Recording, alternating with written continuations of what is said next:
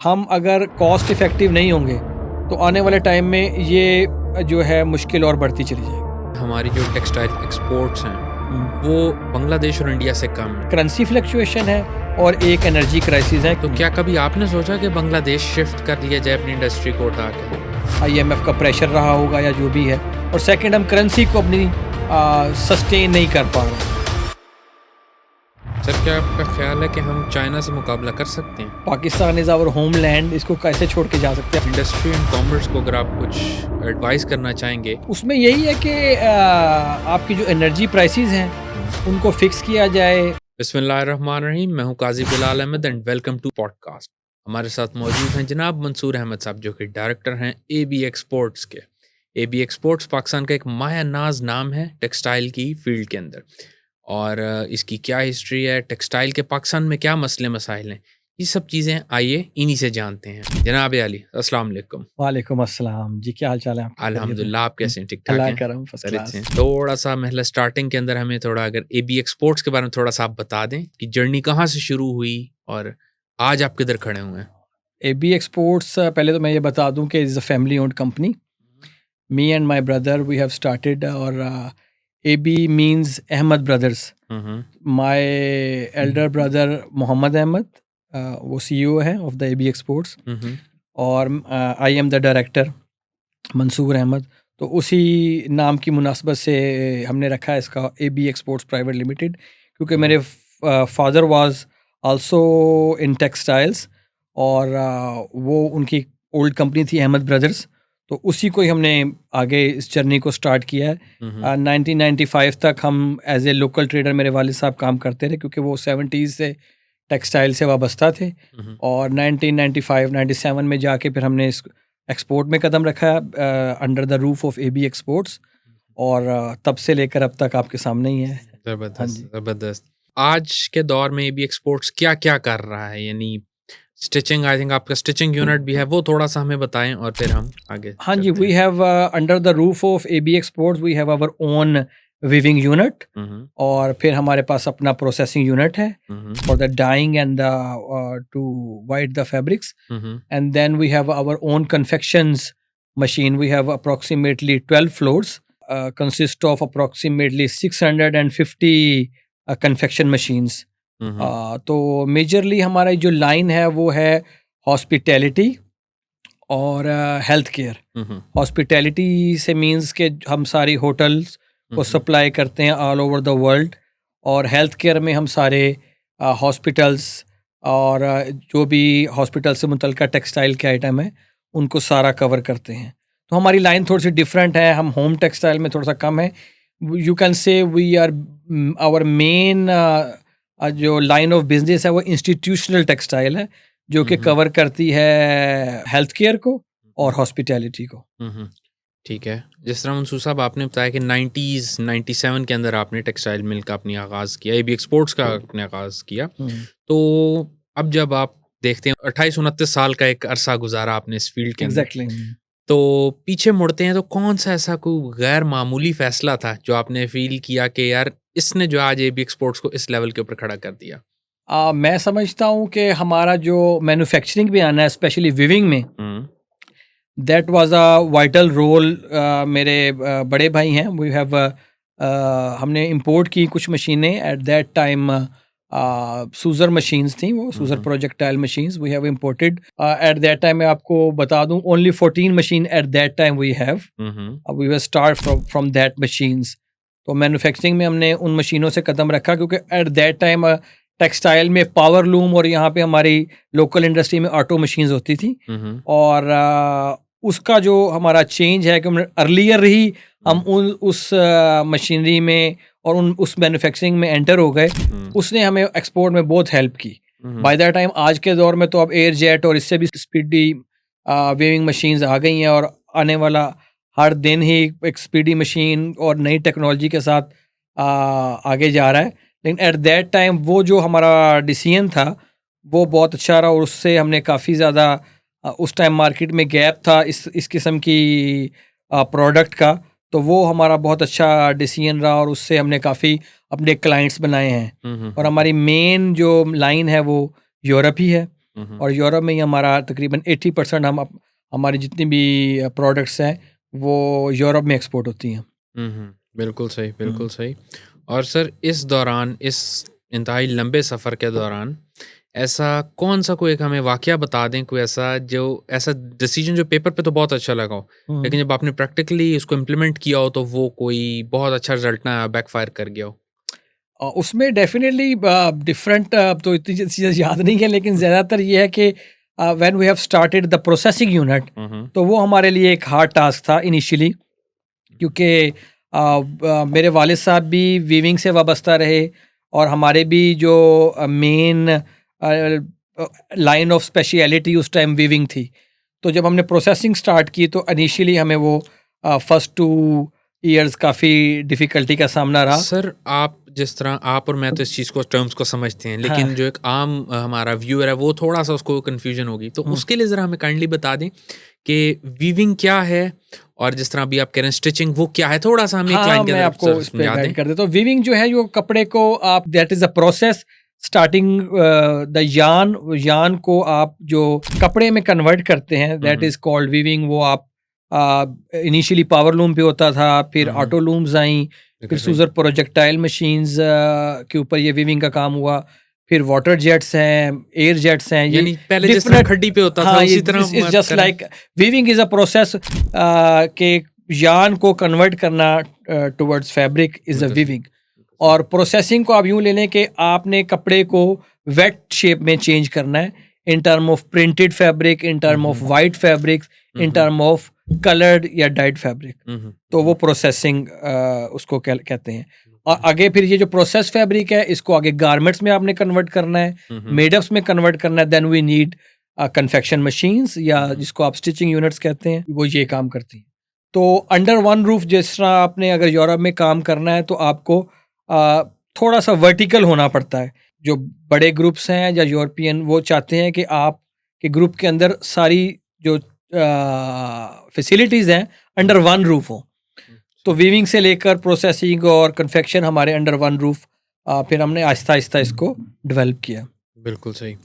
और सर जिस तरह अभी हमारी बात हुई कि रिकॉर्डिंग से पहले हमारी जो बात हुई कि हमारा पाकिस्तान के अंदर स्टेट आपकी कितनी हेल्प करता है, या स्टेट बहुत ज़्यादा रिग्रेसिव है इस मामले में टेक्सटाइल मिल लगाने में, यानी प्रोडक्शन में, प्लस उसके फर्दर जो ऑपरेशंस के अंदर स्टेट आपके साथ कितना साथ देता है? ये तो बड़ा टफ क्वेश्चन है।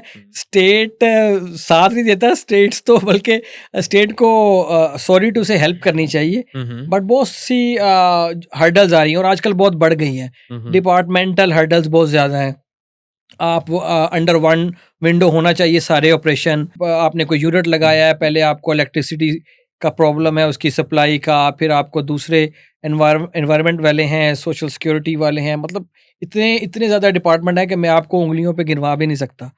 तो वो महकमे बने हैं कंपनीज को, मैन्युफैक्चरर्स को फैसिलिटेट करने के लिए। But I am sorry to say कि वो यहाँ पे जो हमारा कल्चर है सारा, वो उस वाले से वो हर इदारा ही आपको एक लिहाज से पुश कर रहा होता है टुवर्ड्स के भाई प्रेशराइज करते हैं को आपको ज़्यादा आपके रनिंग बिजनेस में आपको डिस्टर्ब करते हैं, rather than to facilitate. Cost ही नहीं आपकी बढ़ जाती है आपकी। हाँ, कॉस्ट आप कह सकते हैं, लेकिन डेफिनेटली ऑल द टाइम अगर आप ब्लैकमेल होते रहें तो फिर आपका जो आपकी डाइवर्जन हो जाती है, जो आपके मेन बिजनेस से आपकी जो है अटेंशन काफ़ी ज़्यादा डिस्टर्ब हो जाते हैं आप, और हिल जाती है वहाँ से।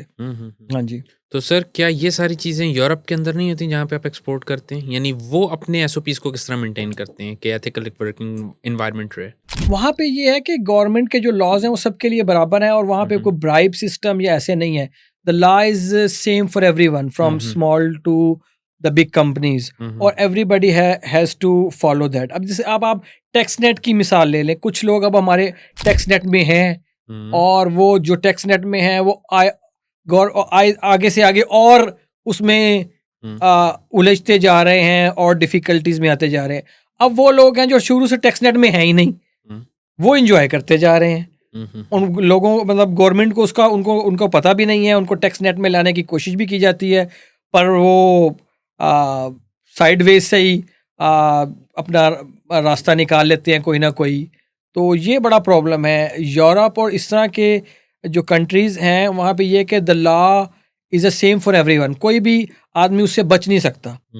वहाँ पे जो सोशल सिस्टम है वो इतना स्ट्रॉन्ग है और उनका जो लीगल सिस्टम इतना स्ट्रॉन्ग है कि यहाँ पे वो निकल नहीं सकते इससे, टैक्स नेट से, और हर किसी को एक जैसी ही सहूलियात मैसर होती है और टैक्स का जो सिस्टम है वो सबके लिए यकसा होता है।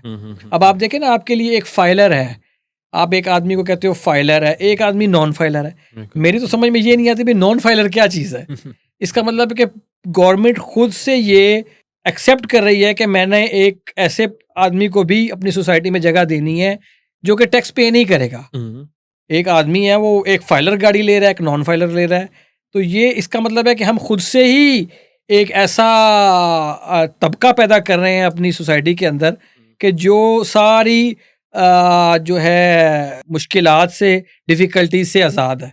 तो मेरा तो ये मानना है कि सबके लिए एक जैसा कानून होना चाहिए, बिल्कुल, और ताकि जो लेवल प्लेइंग फील्ड है वो सबके लिए बराबर हो। बिल्कुल सही, बिल्कुल सही। अच्छा सर, मुझे बताइएगा कि माशाल्लाह आपने एक इतना बड़ा बिजनेस एम्पायर क्रिएट किया, तो उसके अंदर आपको सबसे ज़्यादा ऑपरेशंस के अंदर किस चीज़ के ऊपर टाइम लगा, कि क्या चीज़ डेवलप करने में, या सबसे बड़ा हर्डल आपको क्या आया? सबसे बड़ा हर्डल तो ये कह सकते हैं कि एट दैट टाइम, अब तो खैर काफ़ी चेंज आ गया, स्किल्ड लेबर का बहुत इशू था। क्योंकि जब भी आप कोई नई मशीनरी या कोई नई टेक्नोलॉजी को लाते हैं, बीइंग पाकिस्तान जैसे थर्ड वर्ल्ड कंट्री में, तो आपकी लेबर को स्किल करने में, किसी प्रोडक्ट को बनाने में बहुत टाइम लग जाता है। तो that time is very important और क्रूशल होता है वो, क्योंकि अनफॉर्चुनेटली यहाँ पे कोई ऐसे ट्रेनिंग इंस्टीट्यूशन तो नहीं है कि कोई आदमी बिल्कुल ही कोई ट्रेनिंग लेके आ जाए और आपकी मशीन को आके ऑपरेट कर ले। सारे ऐसे ही हैं कि जिन्होंने ट्रेनिंग ली हुई है किसी न किसी इदारे से, एक इदारे से, बड़े इदारे से, छोटे इदारे से, छोटे इदारे से किसी और इदारे में, इस तरह यहाँ पे एक्सपीरियंस बेस्ड चल रहा होता है सिलसिला। तो ये है कि मैं ये समझता हूँ, मेरा पॉइंट ऑफ व्यू ये है कि स्किल्ड लेबर का बहुत ज़्यादा।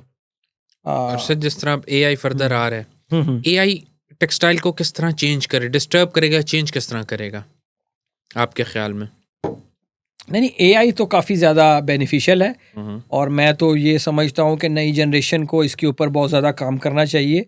हमारा ऑलरेडी IT में जो हमारा पार्ट है टुवर्ड्स IT एक्सपोर्ट बहुत कम है, अगर हम कंपेयरिंग टू बांग्लादेश, इंडिया देखें तो इसके ऊपर हमें मज़ीद काम करने की ज़रूरत है। और ये बहुत ज़्यादा हेल्पफुल है आने वाले टाइम में।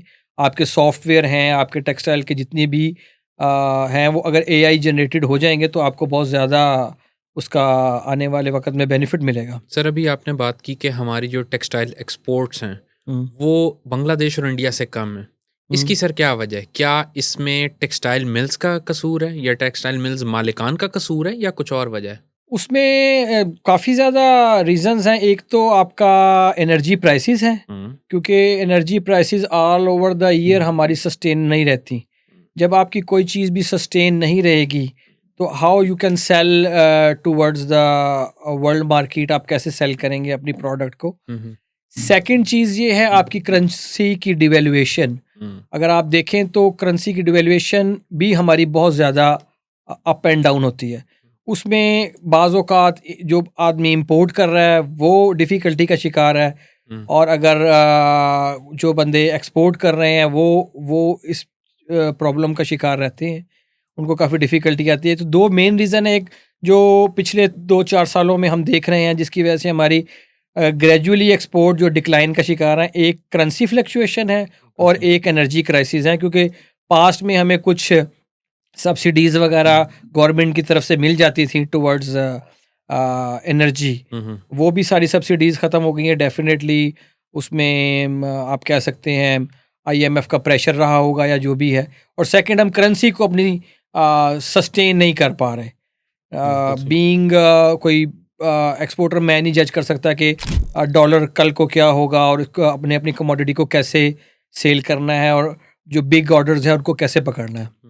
बिल्कुल सही। सर जिस तरह भी आपने एनर्जी की बात की, तो हमारे यहाँ एक बहुत बड़ा शिफ्ट आया है टुवर्ड सोलर और ग्रीन एनर्जी। अगर मैं बात करूँ रेजिडेंशियल मीटर्स की, तो वो तो बहुत बड़ा एक इन्फ्लक्स आया है इस सोलर की साइड पे। क्या टेक्सटाइल्स के अंदर भी इसी तरह है? जी एग्जैक्टली, टेक्सटाइल नहीं, सारे ही अपना सेक्टर्स में सोलर ने काफ़ी ज़्यादा जगह बना ली है। पीपल्स आर नाउ कन्वर्टिंग अपनी जो उनकी कंजम्पशन है उसको शिफ्ट कर रहे हैं। Even we are AB export approximately हमने अपनी मैन्युफैक्चरिंग साइड का 60% जो है कंजम्पशन सोलर पे शिफ्ट कर दिया है।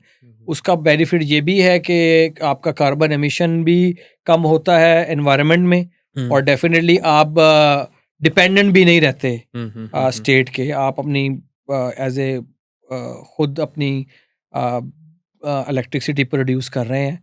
और आने वाले टाइम में जो बड़े इंस्टीट्यूशनल यूनिट्स हैं उनमें इंक्रीज होगा। घरों में तो डेफिनेटली अब ये जो पॉलिसीज चेंज हो रही हैं शायद इतना ज़्यादा इसमें इन्हांसमेंट ना हो, लेकिन स्टिल टेक्सटाइल के अलावा भी यूनिट्स में पहले की तरह ही सोलर की इन्हांसमेंट कंटिन्यू।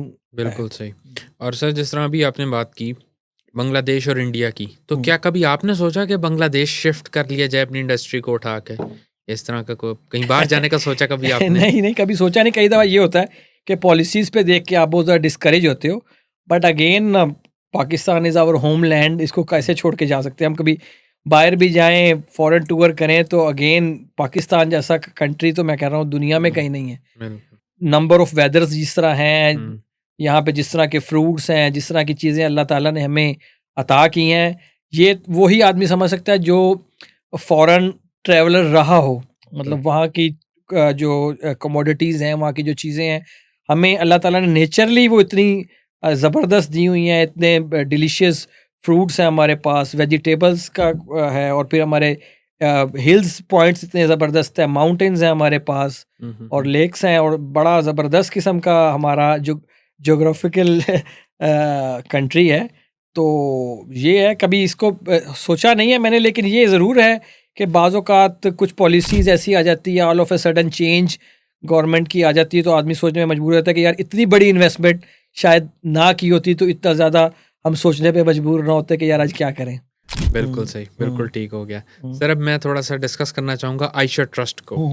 थोड़ा सा हमें बताएं कि आयशा ट्रस्ट क्या है, क्यों बना, क्या अब आपके माइंड में क्या था बनाते हुए इसको? आयशा ट्रस्ट का मकसद तो यही था कि हम जो जिस तरह अब आपके पास भी मैं बैठा हूँ अलखिदमत में, डोनेशंस का जो भी हमारा सिलसिला है वो चलता है, और तो हम मुख्तलिफ़ इदारों को डोनेशन, जैसे सैलानी है, ईदी है, और इनको डोनेशंस कर रहे थे। तो हमारे ख्याल आया कि हम क्यों ना एक ख़ुद से प्रोजेक्ट करें, और जिसकी सारी देखभाल और लुक आफ्टर हम करें। और उस हवाले से फिर हमारे पास एक ट्रस्ट के हवाले से आयशा ट्रस्ट एक इदारा मौजूद था।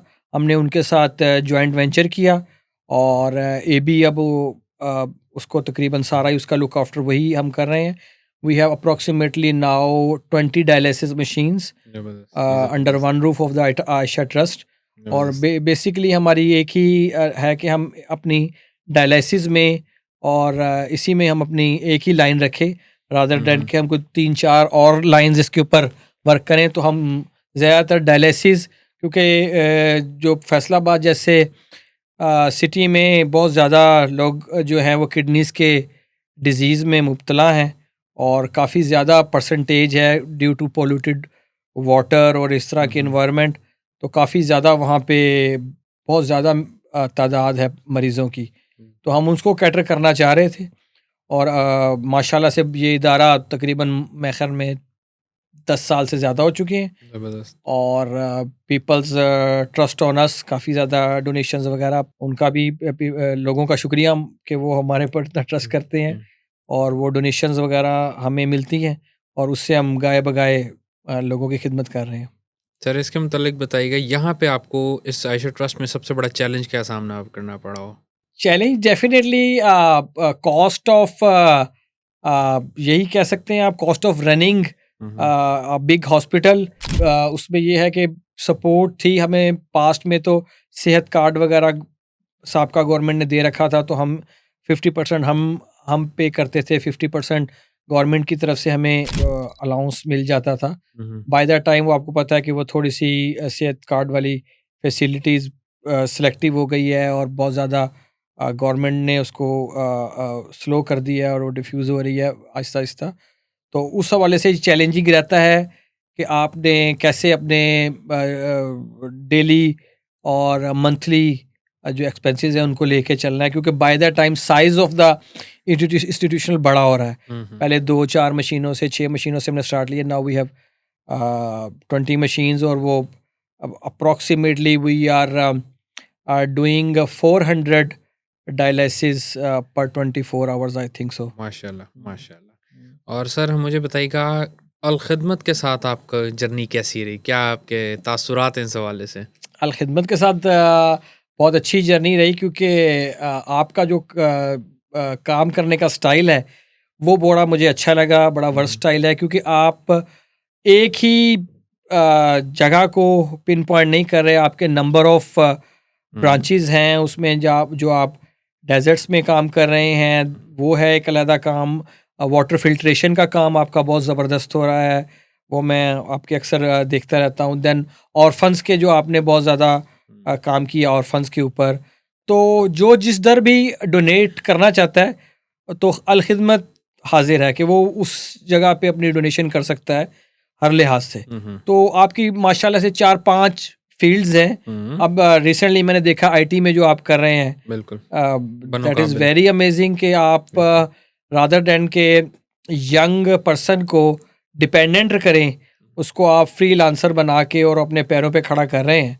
तो इससे अच्छी क्या बात होगी? इतना हमारे पास यूथ है और वो अगर बिज़ी हो जाए और हर किसी को रोज़गार मुयस्सर आ जाए तो उसको कोई इतनी ज़्यादा जॉब का या इस तरह को उसको प्रॉब्लम ना हो कि अनएम्प्लॉयमेंट का उसको फियर ना हो उसके जहन में। बिल्कुल सही। ऐसे सर हम इसे कंक्लूड थोड़ा सा करते हैं। एंड पे मैं आपसे ये जानना चाहूँगा, इंडस्ट्री एंड कॉमर्स को अगर आप कुछ एडवाइस करना चाहेंगे बतौर एक्सपोर्टर, तो वो आप क्या उनको एडवाइस करेंगे for the easement of textile? Easement तो देखें, जो चैम्बर है और हमारी जो एसोसिएशंस हैं वो ग्रेजुअली अपनी ओपिनियंस बजट में भेज रही होती हैं, लेकिन अनफॉर्चुनेटली पिछले 1-1.5 साल से जो हमारी ओपिनियंस जा रही हैं उनके ऊपर एज सच वर्किंग नहीं हो रही, क्योंकि एक पूरे चैम्बर अपनी एक पूरी तजावीज़ तैयार करता है, अपनी ओपिनियन उसमें हमारे टेक्सटाइल के एक्सपर्ट बैठे होते हैं चैम्बर में, एसोसिएशंस में, अपने एक्सपीरियंस के हवाले से वो अपनी एक ओपिनियंस बना के भेजते हैं जो कि बजट का एक हिस्सा बनती हैं। बट अगेन जो पॉलिसीज़ आती हैं वो उसके एडवर्स होती हैं। तो उसमें मैं ये कह रहा हूँ कि अगर गवर्नमेंट कोई थिंक टैंक तौर पे एक अपना बना के और सारी चैम्बर्स ऑफ डिफरेंट सिटीज़ को इकट्ठा करके उसके उनसे अगर ओपिनियंस लें और उसको टेक्सटाइल पॉलिसी का हिस्सा बनाया जाए तो वो ज़्यादा इफ़ेक्टिव होगा रादर देन के उसके एडवर्स साइन। सर अगर आप हमारे शेयर करना चाहें चंद एक ओपिनियंस जो आप शेयर करना चाहें जो आपके ख्याल में। उसमें यही है कि आपकी जो एनर्जी प्राइसेस हैं उनको फिक्स किया जाए, उसमें अगर कोई सब्सिडी वगैरह हो सकती है वो दी जाए। बीइंग एक्सपोर्टर, जो एक्सपोर्ट ओरिएंटेड इदारे हैं, जो इंस्टीट्यूशन है, भले वो टेक्सटाइल का है, भले वो राइस का है, भले वो लेदर का है, उनको एनर्जी के हवाले से कुछ सब्सिडी मिले तो देन कंपटीशन कर सकेंगे अपने नेबर कंट्रीज़ का। क्योंकि आपको पता है हम चाइना के साथ हमारा बॉर्डर है, is a textile giant. India के साथ हमारा टेक्सटाइल का एक कंपटीशन है। बांग्लादेश ऑलरेडी अपैरल्स में हमसे बहुत आगे है। तो ये सारी चीज़ों को देखते हुए हम अगर कॉस्ट इफ़ेक्टिव नहीं होंगे तो आने वाले टाइम में ये जो है मुश्किल और बढ़ती चली जाएगी। सर क्या आपका ख्याल है कि हम चाइना से मुकाबला कर सकते हैं? क्या हमारे पास इतना है? डेफिनेटली हाँ, क्योंकि हमारे पास Pakistan is also a cotton growing country. तो अल्लाह ताला की हमारे पे ख़ास है इनायत कि हमारी अपनी कॉटन है, उससे हम अपनी टेक्सटाइल को बूस्ट और कर सकते हैं। लेकिन ये है कि हम ज़्यादा वैल्यू एडिड नहीं करते अपने प्रोडक्ट्स को। कॉटन को हम एक्सपोर्ट कर देते हैं, रॉ यार्न को हम एक्सपोर्ट कर देते हैं। वैल्यू एडिड हम तभी करेंगे अगर गवर्नमेंट की सपोर्ट होगी, और वैल्यू एडिशन प्रोडक्ट्स में जब तक हम नहीं जाएंगे उतनी देर तक ये काफ़ी टफ होगा। क्या सर हमारी पाकिस्तान की कॉटन उसकी ग्रेडिंग इतनी अच्छी है कि आप उसको एक्सपोर्ट कर सकें? या नहीं, उसके बने एक्सपोर्ट तो कपड़े? ऑलरेडी हो रही है, लेकिन वो लेवल्स नहीं है डेफिनेटली कि हमने और गवर्नमेंट ने मिलके इसके ऊपर काम नहीं किया कि हम अपनी क्रॉप को बेहतर करते। बिल्कुल सही। हमारी क्रॉप में हमने कोई नई अपनी कोई ज़्यादा इंट्रोड्यूस नहीं करवाई, कोई नई क्रॉप या कोई नया सीड हमने कोई इंट्रोड्यूस नहीं करवाया। उसके मुकाबले आप देखें चाइना में डे बाय डे ज़्यादा काम हो रहा है उसके ऊपर, और ये काम तो प्राइवेटली नहीं हो सकता। गवर्नमेंट के शेल्टर से ही ये काम हो सकता है, उनकी हेल्प से ही हो सकता है कि हम अपनी जो फील्ड्स हैं उनको बेहतर करें, हमारी कॉटन जो है वो लेस कंटेमिनेटेड हो, और फाइबर को ज़्यादा से ज़्यादा प्योर और स्टेपल उसकी साइज़ को बड़ा करने की कोशिश करें। तो ये चीज़ ये है कि ये दूसरे कंट्रीज़ काम कर रहे हैं इसके ऊपर, लेकिन हमारे यहाँ इसके ऊपर इतना काम नहीं हो रहा, तो सर जिसकी वजह बेस्ट से कॉटन कहाँ की है, यानी किस कंट्री की कॉटन बेस्ट है आपके ख्याल में?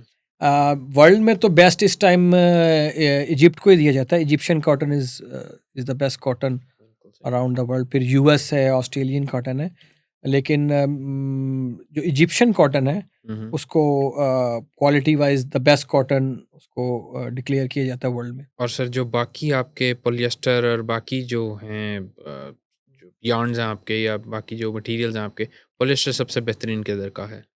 पोलिएस्टर तो डेफिनेटली एक मैन मेड बिल्कुल। है वो। फाइबर। हम भी इधर हमारे भी कुछ यूनिट्स यहाँ पे पाकिस्तान में भी है, जैसे आपके आईसीआई है और जैसे इब्राहिम फाइबर है, ये पोलिएस्टर यहाँ से बनता है और जान मैन्युफैक्चर वहाँ से लेते हैं। और बाकी पोलिएस्टर इंपोर्ट होता है वो अगेन, क्योंकि मैन मेड है तो चाइना से आता है, क्योंकि आर्टिफिशियल जानस जितने भी हैं वो हम डिपेंडेंट है काफ़ी ज़्यादा चाइना से है, इंडोनेशिया है, तो यहाँ से आर्टिफिशियल जान यहाँ से आते हैं। बिल्कुल सही। और सर फिर अब इसको आखिरी क्वेश्चन आपसे करते हैं, हम्म। वो ये है कि एबी एक्सपोर्ट्स का क्या मुस्तकबिल है और पाकिस्तान में टेक्सटाइल का क्या मुस्तकबिल है? इसको आप किस तरह देखते हैं? देखें, अब तो ये आई एम ऑलमोस्ट 50 इयर्स हो गया मुझे, My God। और नेक्स्ट जनरेशन आ गई हैं। वो हमारी माशाल्लाह मेरा बेटा तलहा, वो he is assisting his uncle डाइंग को देख रहे हैं, और फिर मेरे नेफ्यू हैं वो मेरे साथ होते हैं, मैन्युफैक्चरिंग साइड को देख रहे हैं, सुभान अल्लाह। और हम उसको देखते हैं कि अब नई जनरेशन आके इस लोड को बर्दाश्त करेंगी, और आगे इसको हम और एक्सपेंड करने का इरादा रखते हैं कि आगे से आगे हम इसको और फर्दर अपनी मैन्युफैक्चरिंग फैसिलिटी को बढ़ाएं और अपनी वॉल्यूम्स को और इंक्रीज़ करें। वैसे पाकिस्तान में टेक्सटाइल का आप क्या फ्यूचर देखते हैं? देखें, अभी तक तो ये है काफ़ी ज़्यादा हम अनफॉर्चुनेटली डिक्लाइन का शिकार हैं। अगर आप कोविड के बाद का टाइम देखें, एक अच्छी अपॉर्चुनिटी हमारे पास आई थी, हमने बहुत बेनिफिट उसका लिया, क्योंकि उस टाइम बड़ा गैप था बांग्लादेश की मार्केट में और इंडिया की मार्केट में, और पाकिस्तान ने उस अपॉर्चुनिटी का बहुत ज़्यादा फ़ायदा उठाया और अच्छी एक्सपोर्ट्स हमारी रहीं। बट बाय द टाइम हम जब एनर्जी के हवाले से हमारी प्राइस बढ़ती चली गई, बिल्कुल ही एक्स्ट्रा ऑर्डिनरी, तो वो हमारी प्राइस जो है वो हम वर्ल्ड में कम्पिटिटिव नहीं रहे इन दैट सेंस। तो वो जब तक हम कम्पिटिटिव नहीं होंगे, हमारी एक्सपोर्ट्स ग्रो नहीं कर सकेंगी। फिगर्स अगर आप देखें तो मेरे ख्याल में हम ओल्ड फिगर से हमारी एक्सपोर्ट कम ही हुई है। यानी आपका फोकस एनर्जी के ऊपर ही है, यानी आपका कहने का मतलब है कि हाँ जी, एनर्जी की मेन प्राइसेस चीज़ यही है, क्योंकि यही एक वाहिद मेन आपकी कॉस्ट को लेस कर सकता है। इसी के ऊपर ही सारा है, ना सिर्फ टेक्सटाइल्स बल्कि आपके दूसरी एक्सपोर्ट ओरिएंटेड कंपनीज हैं और आपके एक्सपोर्ट के दूसरी ब्रांचेस हैं। जैसे मैंने जिक्र किया, राइस काफ़ी पाकिस्तान एक्सपोर्ट करता है, देन अगेन हमारे लेदर की एक्सपोर्ट्स हैं और इस तरह की एक्सपोर्ट्स हैं। इन सबको यही प्रॉब्लम है एनर्जी क्राइसिस का, और एनर्जी के ऑल ऑफ ए सडन इतना बड़ा इंक्रीज का कि उसको अभी हम एब्जॉर्ब भी नहीं कर सके। बिल्कुल सही, बिल्कुल सही। Thank you so much sir for joining us, for giving us time. और नाजरीन, ये थे मंसूर अहमद साहब, जिन्होंने आज हमें टेक्सटाइल की अच्छी खासी डेप्थ हमें बताई, बहुत सारी बातें हमें समझाई, एंड वी होप के you enjoyed it as well as I did, and thank you so much. See you next time.